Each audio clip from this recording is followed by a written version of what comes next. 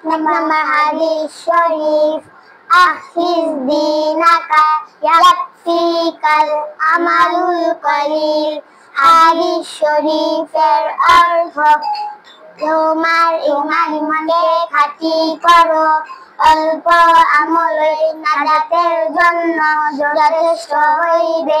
2 নম্বর হাদিস শরীফ খায়রুকুম মান তাআল্লামাল কুরআনা ওয়া আল্লামা হাদিস শরীফের অর্থ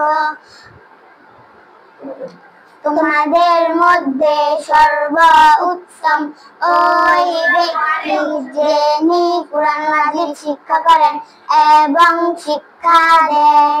3 নম্বর হাদিস শরীফ তালাবুল ইলমি ফারিদাতুন আলা কুল্লি মুসলিম হাদিস শরীফের অর্থ দিনে আলেম তালাশ করা প্রত্যেক মুসলমানের উপর ফরজ।